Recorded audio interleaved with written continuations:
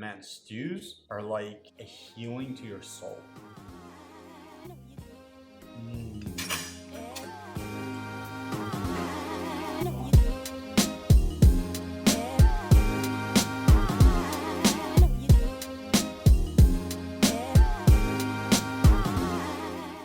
Hi, welcome to The Man in the Kitchen. I'm Levon and this is my kitchen.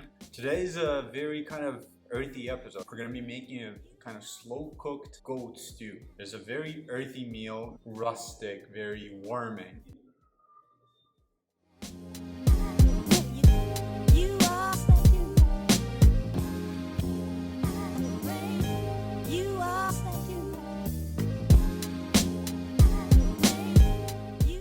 Goat is an awesome meat. It has a similar profile to lamb, but it is much leaner than lamb, and it's also a bit gamier. It has a bit more bite to it. The way we're gonna proceed here is basically the same with any other stew ever. You can reuse this with any vegetables, any meat. You have some meat that you fry, then you add some veggies into it, then you add some liquid, and you stick it away into the oven for a couple of hours, and it always comes out absolutely insane.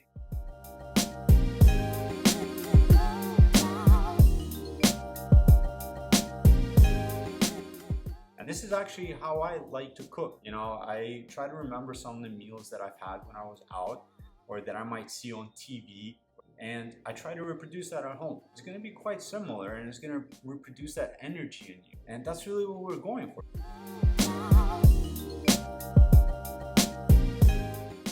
Let's get to it.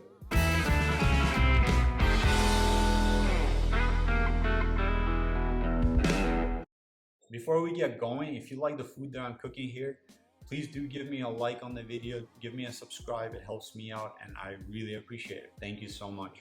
So what are we gonna need today to do this? We're gonna need some meat. I have goat, but you can also use lamb or beef. Or you're making a stew, you wanna make sure you have some meat with bone or a joint or something like that. It's gonna make the sauce much richer, much heartier because the bone is gonna give out the collagen or the tendons around the bones. When you slow cook them, they melt out, turn a bit jello-y maybe, and it produces this natural thickness to the sauce without having to use flour or anything like that. It's really quite amazing. And on top of that, it also makes it a lot more fun to eat. We're gonna need some vegetables. I got some onions, peppers, tomatoes, and sun-dried tomatoes. And today we're gonna make it with white wine. I have this awesome, beautiful bottle of Chardonnay. It's a dry white. You wanna go with something dry here, nothing sweet. This is gonna be a savory stew, so we wanna keep it that way. The first thing we're going to be doing is prepping our meat. I bought this goat from a local farmer.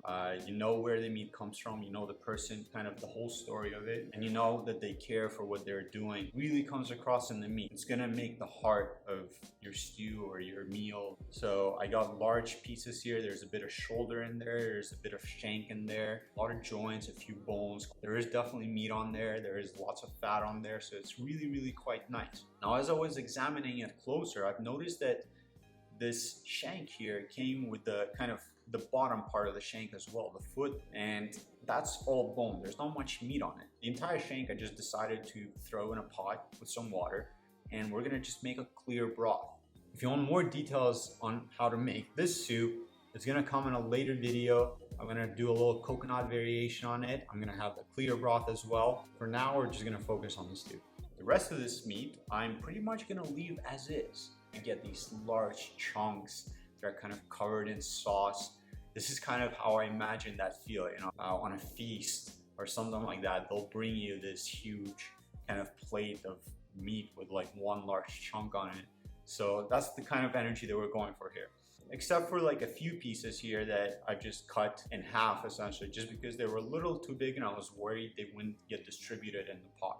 So once we did that, we're just gonna put it into a bowl. We're gonna season it with salt, some provincial herbs or Italian seasoning, some fresh garlic, and some olive oil. And that's it. Give it a nice mix, kind of a nice rub, and leave it. If I had time, I would kind of leave it to maybe marinate in that and sit in that for an hour or two or something like that. So if you do have that time, go ahead and do that. The only other thing left to prep are the vegetables. All of them we're just gonna chunk up. So the onion, go ahead, half it, quarter it, Same with the pepper, just kind of roughly chop it. The cherry tomatoes we're gonna throw in whole. We're not even gonna cut them. If you have whole tomatoes, just maybe again, you know, chop them into quarters or something like that. And the sun-dried tomatoes also, we're just gonna throw them in whole. Once we've chopped up the vegetables, we're gonna add them to the bowl with the meat and kind of mix everything up. We're not really going for any kind of marinade here. Just kind of, you know, coat them for effect maybe, or some aroma, something like that.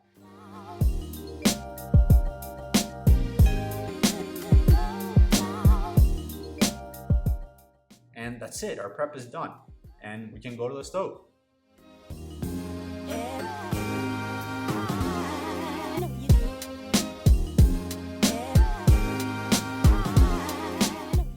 This is a one-pot recipe, so get a nice pot that's ready to go in the oven. And we're gonna start by browning our meat. For that, we're gonna get the pot, we're gonna put a good amount of oil in there. Once it's at high and the oil is pretty much sizzling, we're just gonna place our meat in. We're gonna forget about it for about 6 minutes or so. When it gets a nice golden crust on it, like a dark brown kind of crust, maybe with a bit of char on it, go ahead and flip it. It's gonna add a really beautiful color to the meat. The other reason, it's gonna create really awesome kind of crystallization and some of those burnt bits, and it's gonna add a lot of character and a lot of flavor to the sauce. So it's been about 6 minutes here. We're gonna go ahead and flip that meat. Already look at that awesome color.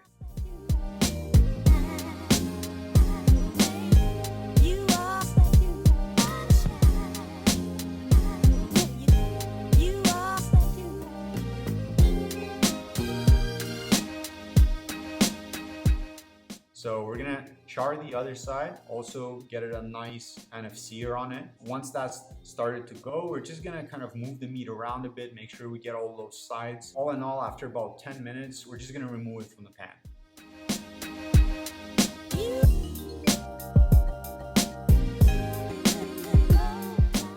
Now, your pan might be looking a bit dark on the bottom, but don't worry about it, because all of that is gonna turn into awesome sauce. So as soon as we get the meat out, we're just gonna take all our veggies and plop them into the pan. We're gonna give them a nice stir and kind of just, you know, leave them there maybe for a minute. We're not trying to cook them right now, but again, just to start cooking, start to soften up, maybe to release a bit of juice, and that's it.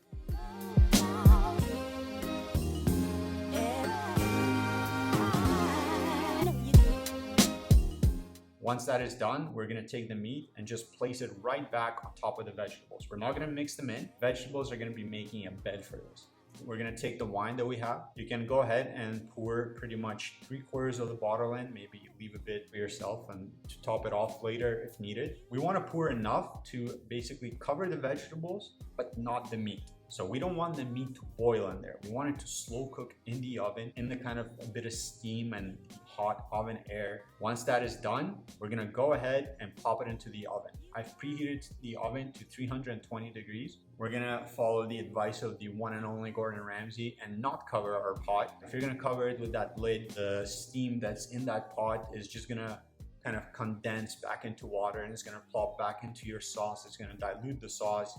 It's gonna make the meat nice and pale, so we're not going for that. We wanna slow cook it in that heat. We want it to retain that crust, that awesome color. So we're gonna cook it uncovered in the oven at 320 degrees for about 2.5 to 3 hours. This is also why I love slow cooking stews. We spent about 15 minutes doing this prep right now, another 15 minutes cooking, and we're gonna have 3 hours to do whatever we want. Work out, relax, have a drink, maybe subscribe to this channel. It's gonna create this awesome aroma in the whole house. It's perfect for dinners, right? We'll come over, you have maybe a few pre-drinks ready, you have a few appetizers on the table, there's something cooking, nobody really knows what, but it smells absolutely insane. Top of the hour, you're gonna open that oven, take out that pot, make an entrance with it. It's absolutely awesome. Honestly, any dinner, any special occasion is gonna blow everybody away. It's gonna make your life simpler. Just wins, you know? We like wins on this channel. So like I said, we're just gonna pop it in the oven for 3 hours or so and leave it at that. It's been about an hour and a half at this point. So we're just gonna take the meat out of that oven and flip it. And look how gorgeous it looks already.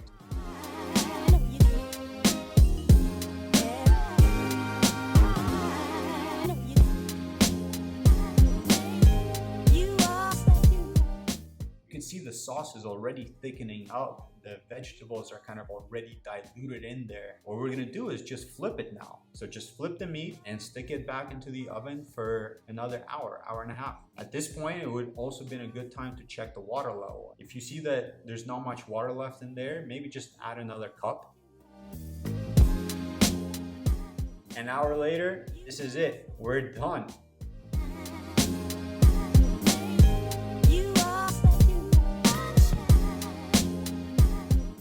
It smells insane. Because we didn't cover it in water and because we didn't close the lid, it retained that awesome, beautiful crust on top and actually crusted up more. This stew is with white wine. Look at that sauce. It's like a dark maroon red. That's because we charred that meat at the beginning. All that flavor went completely into the sauce. All the vegetables are completely dissolved, basically. It's like a bit of a puree, but it's got those nice chunks of the sun-dried tomatoes. It has these bits of provincial herbs flowing. It's absolutely delicious. It smells insane. And the meat, look how gorgeous it is. And that's also why I get bony pieces for this, because there's so much variety in there. It looks really epic. You got those bones sticking out, large chunks of meat, bits of fat trailing. It might not be as kind of tender or as falling apart as you're used to with like a lamb or beef maybe, but that's because that's goat. It's still super, super soft, but it has a bit of bite to it. It has a bit of resistance there and you get to chew it.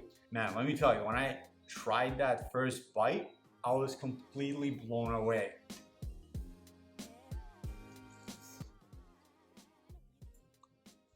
Oh man.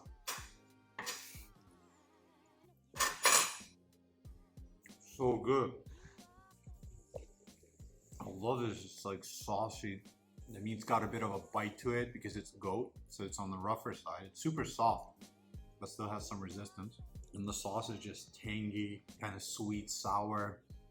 Oh, this is just really, really, really good.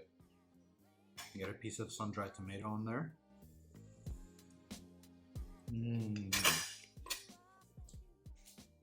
Thank you so much for hanging out. It's been a blast for me. I hope it's been for you as well. If you gave it a shot, leave your thoughts in the comments. I would love to hear from you. Drop me a like, drop me a subscribe. That, of course, really helps my channel. And until next time, cheers.